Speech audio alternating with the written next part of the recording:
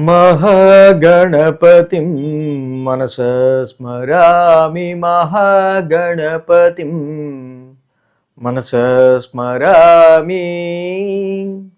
Dear creations family అందరికీ నా హృదయపూర్వక ధన్యవాదాలు. సో అలాగే ఈ వారం 30వ తారీఖు నుంచి సెప్టెంబర్ 5వ తారీఖు వరకు కూడా ద్వాదశ రాశుల వారికి సంబంధించి రాశి ఫలాలు ఏ విధంగా ఉండబోతున్నాయని చూద్దాం. ఈ వారం మేజర్ ట్రాన్సిటల్ చేంజ్ విషయానికి వస్తే శుక్రుని యొక్క స్థాన మార్పు మనం గమనించవచ్చు. కన్యారాశి అయిన నీచ రాశిలోంచి శుక్రుడు తులారాశిలోకి మారుతూ ఉన్నారు. సో శుక్రుడి యొక్క ఈ మార్పు చక్కగా ఇది చాలా వెరీ వెరీ ఫేవరబుల్ అని చెప్పుకోవాలి. ఎందుకంటే శుక్రుడు స్వక్షేత్రమైన తులారాశి ఆయన ఓన్ హౌస్లోకి మారుతూ ఉండటం ముఖ్యంగా. సో ఏదైతే శని కుజుల యొక్క వీక్షణ శుక్రుడి మీద ఉండి చాలా ప్రెషర్ ఫీల్ అయ్యాడు యాక్చువల్గా శుక్రుడు. శుక్రుడి యొక్క స్వక్షేత్ర సంచారం ఇప్పుడు కొంత మనకు రిలీఫ్నిచ్చే ఆస్కారాలు ఉన్నాయి. అలాగే ఇక్కడ ప్లానటరీ ట్రాన్సిట్ చూస్తే కనుక కుజుడు మిథున రాశిలో గోచారంలో ఉన్నారు, గురుడు ఉచ్చస్థితిలో కర్కాటకంలో గోచారంలో ఉన్నారు, రవి బుధ కేతువులు సింహరాశిలో గోచారంలో ఉన్నారు, శుక్రుడు తులారాశిలో, రాహువు కుంభరాశిలో, ఇక శని వక్రించి మీనరాశిలో సంచారంలో ఉంటూ ఉన్నారు. చంద్రుని యొక్క గమనం కూడా మనం చూసినట్టుదే కనుక ఇక్కడ మీనం, మేషం, వృషభం మీదుగా చంద్రుని యొక్క సంచారం కూడా కనిపిస్తుంది. సో ఈ విధమైన ప్లానటరీ పొజిషన్ అండ్ చంద్ర గమనం ఆధారంగా ద్వాదశ రాశుల వారికి సంబంధించి రాశి ఫలాలు ఏ విధంగా ఉండబోతుందనేది చూద్దాం. సో ఇక కర్కాటక రాశి వారికి సంబంధించి చూద్దాం. కర్కాటక రాశి వారికి ద్వితీయంలో బుధుడు, చతుర్థంలో శుక్రుడు, 2 గ్రహాల యొక్క అనుకూలత ఉంది అక్కడ. అలాగే 9, 10, 11 స్థానాల మీదుగా చంద్రుని యొక్క సంచారం కూడా ఈ రాశి వాళ్ళకు ఉంది. మంగళ బుధ గురు శుక్ర శని 5 రోజులు ఈ రాశి వాళ్ళకి చంద్రబలం కూడా అక్కడ అనుకూలంగా ఉంది. సో ఈ రాశికి మెయిన్గా చెప్పుకోదగింది ఏంటంటే అర్ధాష్టమంలో శుక్రుడి యొక్క సంచారం. ఏదైతే శుక్రుడు ఈ రాశి వాళ్ళకి మొన్నటి వరకు నీచలో ఉన్నాడో, సో ఈ శుక్రుడి యొక్క నీచ వల్ల చాలా వరకు మనశ్శాంతి, మానసిక ప్రశాంతత వస్తాయి అనుకున్న చోట లాభం రాకపోగా అనవసరమైన కష్టం పడటం, ఇలాంటివి కొంచెం ఎక్కువ మనం చూసే ఆస్కారాలు ఉన్నాయి. శుక్రుడి యొక్క సంచారం ఈ రాశి వాళ్ళకి మేజర్ చేంజ్ ఈ యొక్క వారం. ఇది కొంత ప్లెజెంట్నెస్ని, కంఫర్ట్ని ఇచ్చే ఆస్కారాలు శుక్రుడి వల్ల మనకి జనరల్గా కనిపిస్తూ ఉన్నాయి. సో అలాగే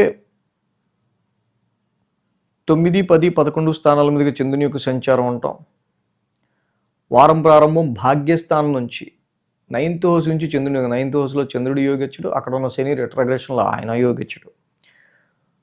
సో కాబట్టి ఇక్కడ ఆది సోమవారాల్లో శుక్రుడు కూడా ఇంకా నీచులోనే ఉంటాడు, గురువారం కానీ బయటికి రాడు. సో కాబట్టి ఆది సోమవారాల్లో వారం ప్రారంభంలో 30, 31 తారీఖుల్లో ఇక్కడ very too much of strain కానీ స్ట్రెస్ కానీ అవుతాయి అనుకున్న పనులు కొంచెం డిలే అవ్వటం కానీ, సో అలాగే కొంత లక్ కలిసి రాకపోవటం, ఎవరన్నా ఏదన్నా అప్లై చేసిన జాబులకి సంబంధించిన విషయాల్లో సో ఈసారి కూడా మనకు కొంచెం ఇదిగా ఉంది అనుకునేటట్టు కొన్ని పరిస్థితులు ఏర్పడుతుంటాయి.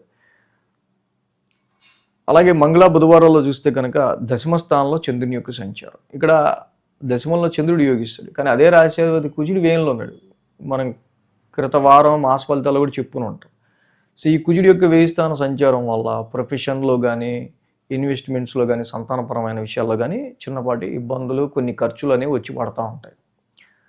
సో కాబట్టి ఇక్కడ ఎప్పుడు కూడా ప్రొఫెషన్ పరంగా మన ర్యాష్ డెసిషన్స్ అనేవి, సో ఇక్కడ హెక్టిక్ వర్క్ ఎక్కువైపోయింది, స్ట్రెస్ ఎక్కువైపోయిందని, అంటే గత 2.5 సంవత్సరాలు ఎప్పుడూ లేనంత స్ట్రెయిన్ మీరు ఫీల్ అవుతారు ఇక్కడ.